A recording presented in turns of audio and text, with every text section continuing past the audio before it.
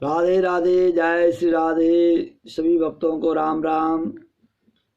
मैं आचार्य चंद्रभूषण। मेरे YouTube channel को आप सब्सक्राइब करें, लाइक करें, शेयर करें। सफला एकादशी व्रत कथा महात्म्य।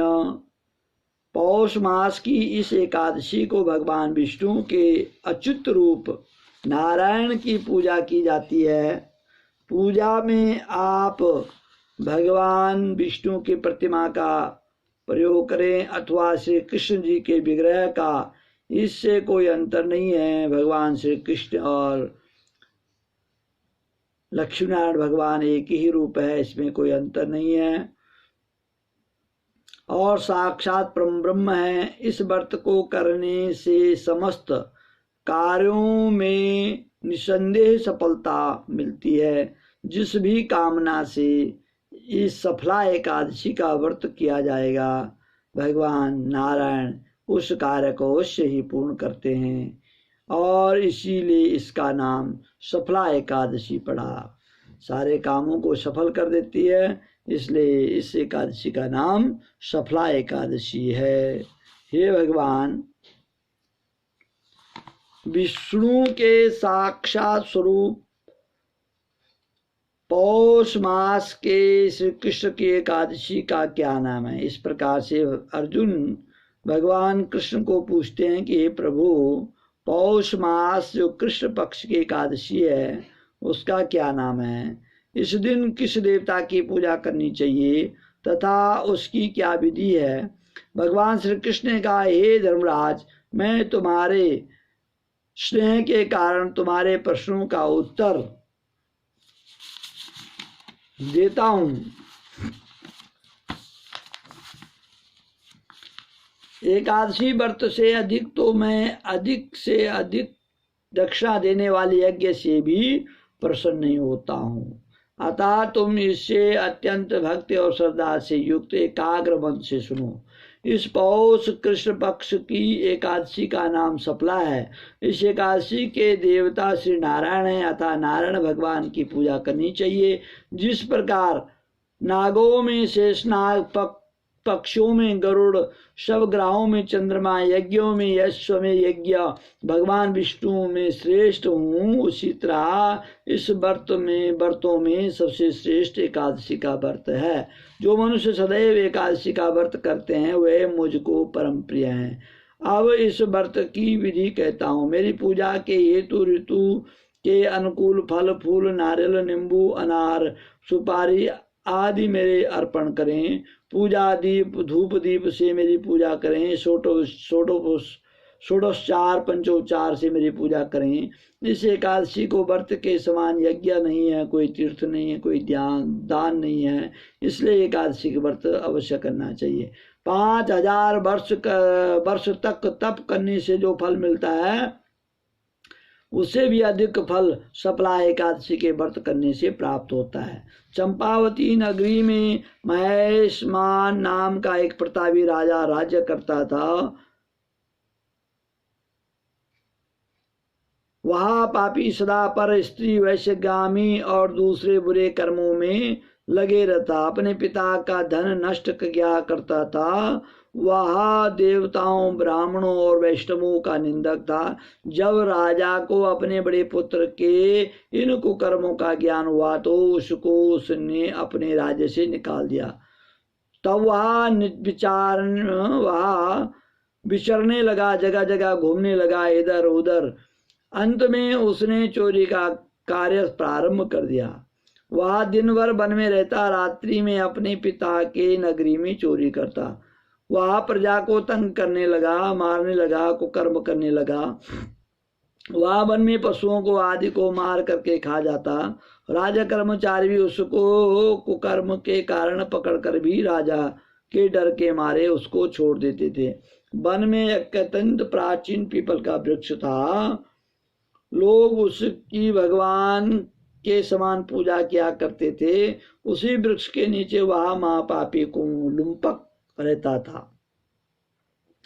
इस वन को लोग देवताओं का क्रीड़ा स्थल मानते थे। पौ के कृष्ण पक्ष की दशमी के दिन वहां वस्त्रहीन होने के कारण शीत के मारे समस्त रात्रि सो न सका और मूर्छित हो गया। उसके हाथ पैर अकड़ गए और सूर्योदय होने पर भी उसकी मूर्छा नहीं खुली। दूसरे दिन सफला एकादशी को दोपहर के समय सूर्य की गर्मी से उसकी मूर्छा दूर हुई तो वह होश में आकर के गिरता पड़ता वन में भोजन की खोज में भटकने लगा, परंतु शरीर कमजोर हो और कष्ट के कारण वह जीवों को नहीं मार सका। अंत में वह वृक्षों से ही गिरे हुए फल फूल को खाने लग गया और फिर पीपल के वृक्ष के नीचे आ गया। उस समय तक सूर्य भगवान अस्त हो गए। उसने फलों को पीपल के वृक्ष के नीचे रख दिया और रो रो कर कहने लगा कि हे भगवान, यह सब फल फूल आपको ही अर्पण है, आप ही इससे तृप्त होवें। उस रात्रि भी उसको दुख के मारे नींद नहीं आई, रो रो कर भगवान को याद करने लग गया। इस प्रकार उससे अनजाने में ही सफला एकादशी का उपवास व्रत हो गया। रात्रि में ईश्वर भक्ति हो गई। उस उपवास तथा जागरण से भगवान अत्यंत प्रसन्न हुए और उसके सब कष्ट नष्ट हो गए। एकादशी के व्रत करने से उसके सारे जितने भी पाप थे वो सब खत्म हो गए। दूसरे दिन प्रातः समय उसको सुंदर वस्त्रों से सजा एक अति सुंदर घोड़ा उसके सामने आ करके खड़ा हो गया। उस समय आकाशवाणी हुई कि हे राजपुत्र, भगवान नारायण की कृपा से तेरे समस्त पाप नष्ट हो गए। अब तू अपने पिता के पास जाकर राज्य प्राप्त कर ले। लुम्पक ने जब ऐसी आकाशवाणी सुनी तो वह अत्यंत प्रसन्न हुआ।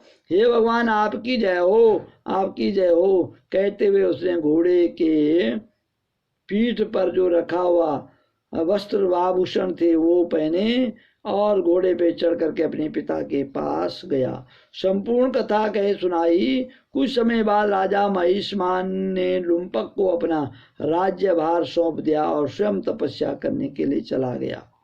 अब लुम्पक शास्त्रानुसार राज्य करने लग गया। उसके स्त्री पुत्र आदि भी नारायण को परम भक्त बन गए। वृद्ध अवस्था आने पर वह अपने पुत्र को गति देकर भगवान का भजन करने के लिए वन में चला गया। अंत में विष्णु लोक को प्राप्त हुआ। जो मनुष्य भक्ति और भाव से सफला एकादशी व्रत करते हैं उनकी समस्त मनोकामनाएं पूर्ण हो जाती है, उनको सभी कार्यों में सफलता प्राप्त होती है और अंत में मुक्ति मिलती है। जो मनुष्य इस एकादशी का व्रत नहीं करते वे पूंछ और सींगों से रहित पशु के समान है। इस सफला एकादशी के व्रत का प्रभाव तो अत्यंत है और अनंत है। इस एकादशी का जो फल है, व्रत का फल है, वो अनंत है। इसके महात्म्य के पढ़ने अथवा सुनने से भी अश्वमेध यज्ञ का फल प्राप्त होता है। इसलिए एकादशी व्रत अवश्य करना चाहिए और एकादशी महात्म्य सुनना चाहिए। जो भी भक्त श्रद्धा और भाव भक्ति से भगवान एकादशी की कथा सुनते हैं, भगवान की भक्ति करते हैं, उनकी मनोकामना अवश्य पूर्ण हो जाती है और इस लोक में सुख भोग करके अंतिम समय वैकुंठ लोक को प्राप्त होते हैं। बोले एकादशी महात्म्य की जय। एकादशी सफला एकादशी महात्म्य की जय।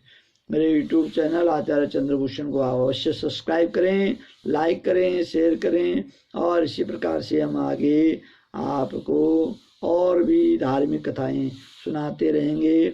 और इस बार काफ़ी समय से बीच में हम कोई और कथा नहीं सुना पाए, तो अब आगे कोशिश करेंगे, फिर माघ मातम में भी सुनाएंगे और भी कथा सुनाएंगे, तो आप अवश्य सुने। बोले बाल मुकुंद भगवान की जय, कृष्ण बलदेव की जय, सत्य सनातन धर्म की जय। जय जय श्री राधे श्याम।